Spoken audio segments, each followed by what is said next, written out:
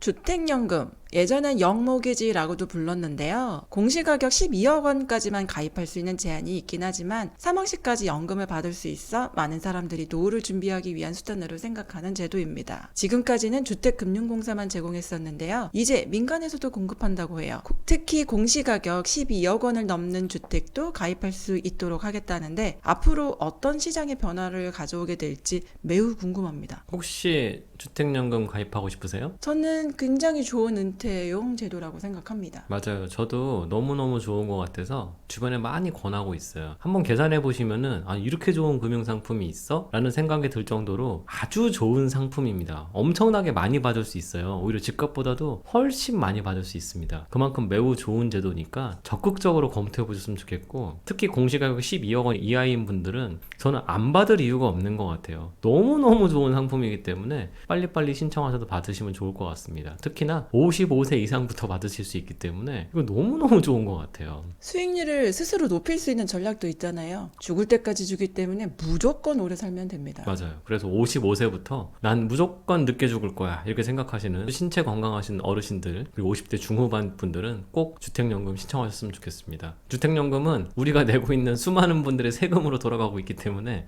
이 세금이 고갈되기 전에 다 가져가시는 게, 특히 세금 많이 내시는 분들은 적극적으로 생각해 보실 필요가 있는데, 문제는 세금 많이 내시는 분들은 가입이 안 돼요. 가입이 안 됩니다. 왜일까요? 가입에 제한이 있기 때문이죠. 네, 공시가격 12억 원 이하 조건만 되기 때문이에요. 게다가 1주택만 가입이 네, 가능합니다. 1주택이면서 실거주까지 해야 돼요. 그 집에 살아야 하죠. 네, 꼭 그 집에 살고 있어야 받을 수 있습니다. 그래서 어떻게 하실 생각이세요? 너무 좋은 제도인데 저는 해당 사항이 없네요. 아, 좋은 집에 사신다 그 뜻이군요. 자랑하는 겁니다. 아, 저도 사실 안 돼요. 그런데 저희 부사장님 같은 분들도 앞으로 가입을 할 수 있게 하겠다. 이게 지금 큰 변화입니다. 저는 이 제도가 이렇게 바뀌는 것에 대해서 상당히 무게감을 두고 말씀을 드려야 된다 생각을 하고 있습니다. 저희가 엊그제 올렸던 영상 중에 왜 정부가 전세를 못 없어도 안 다릴까, 이런 영상을 올린 적이 있고, 이 영상을 엄청나게 많은 분들이 엄청나게 빠른 속도로 영상을 보셔서 저희가 깜짝 놀랐던 기억이 있습니다. 이렇게 많은 분들이 봐주시는 것도 너무 감사하긴 하지만 저희 채널 사이즈에서는 정말 깜짝 놀라는 속도로 조회수가 막 올라가서 깜짝 놀랐던 적이 있어요. 물론 답글에는 너희 너무 새끼 이런 답글이 너무 많아서 깜짝 놀랐지만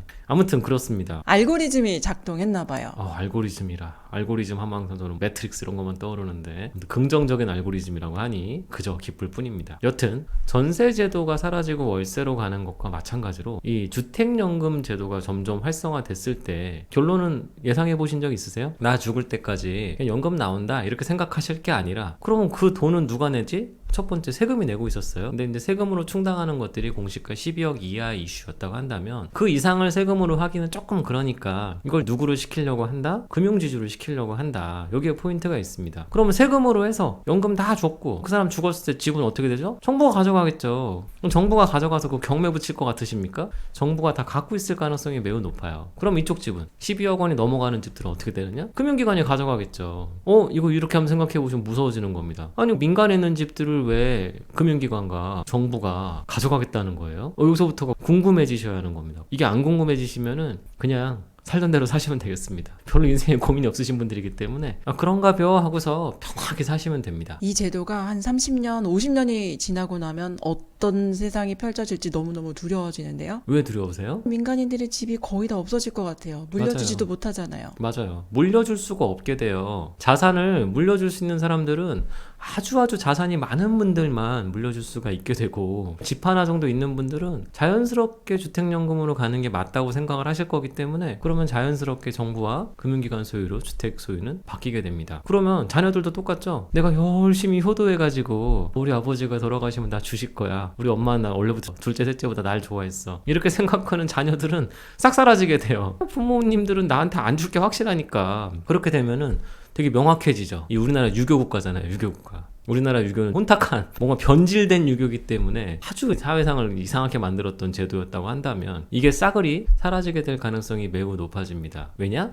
가정에서 제일 큰 자산이 집인데 이걸 물려줄 수가 없게 된다는 거죠. 그럼 그것들을 누가 가져가느냐? 아까 말씀드린 것처럼 정부와 금융기관이 다 가져간다. 시간은 빠르면 아마 한 세대 정도 걸릴 것 같다. 한 세대가 지나고 나면은 아주 싼 집들은 정부가 다 갖고 있고 중간에 껴있는 집들은 금융기관들이 다 가져가서 결국은 땅을 갖게 되는 거죠. 그 주택 안에 대지 지분이 잔뜩 녹아 있고 여기서 좀 생각이 짧으신 분들은 여기저기 흩어져 있는 집들 그 한 호실씩 갖고 있어가지고 관리하는데 힘들고 금융기관이 바보도 아니고 이런 거 하겠냐라고 하시겠지만 우공이산이라는 말 아십니까? 내가 못하면 다음 때까지 해가지고 산을 옮기겠다 그런 말 나오는 것처럼 정부가 기노업으로 하겠다고 하면 그 누구도 못 이깁니다. 정부잖아요. 정부 무한 세금으로 계속 자금력이 있는 그런 집단과 돈놀이 해가지고 돈이 계속 들어오는 금융기관들이 이런 거 하겠다고 결심하는 순간 민간은 절대 못 이겨요. 그렇게 되면 어떻게 되겠어요? 점점 토지가 국유화되는 거다 이렇게 생각하시면 딱 좋습니다. 근데 토지 국유화 그러면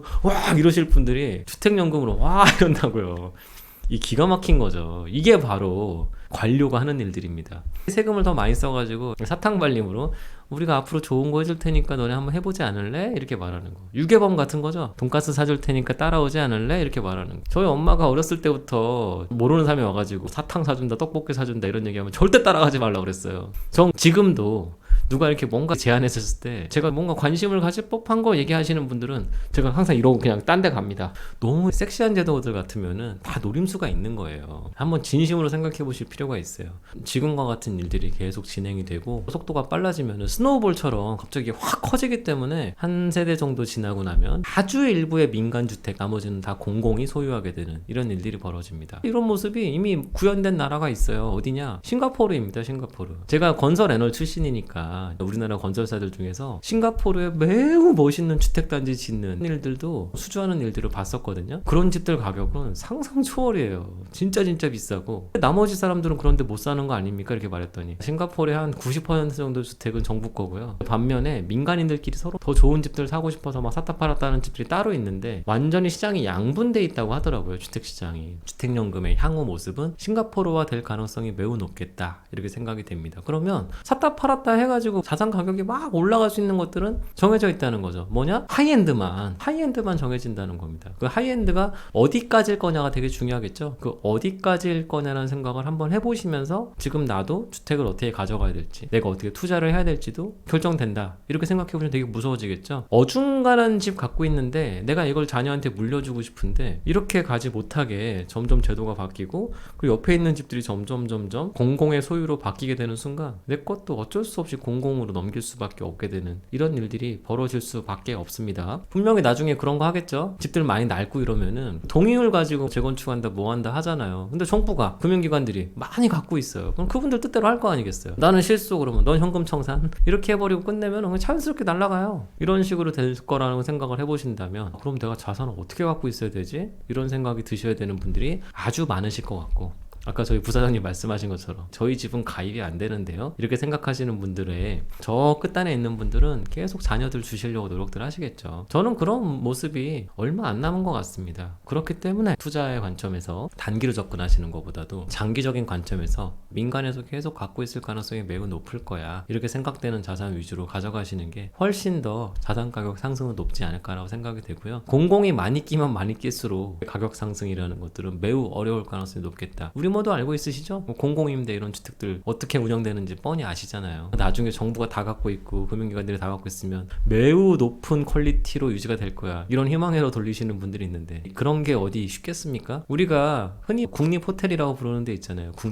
국립호텔이 아주 좋죠. 사실 요즘에 보니까 일식 5찬 이렇게 나오기 때문에 저 얼마 전에 깜짝 놀랐는데 영치금에 세금이 없다면서요? 영치금 많이 받아도 증여세 없다고 그래서 깜짝 놀라서 야 이거 뭔가 탈세 수단으로 사용될 수도 있겠는걸? 돈 세탁의 수단으로 사용될 수도 있겠는걸? 이렇게 생각까지 들었는데 정부 걸로 다 가져가게 되는 순간 국립호텔 같은 식으로 되겠구나. 아주 일부의 지역들만 남겨놓고 나머지 지역들은 다 평준화될 가능성이 높겠다. 평준화라는 것들은 퀄리티가 하향된다라고 보셔도 무방하다. 저는 이렇게 생각이 됩니다. 그러니까 정신을 훨씬 더 똑바로 차리고 결정하실 필요가 있다. 이렇게 생각이 돼요. 부동산 라이프도 보시면 아시겠지만 2025년도 저희가 말씀드릴 때 정신 똑바로 차려라가 주요 내용이라는 거 절대 잊지 않으셨으면 좋겠습니다.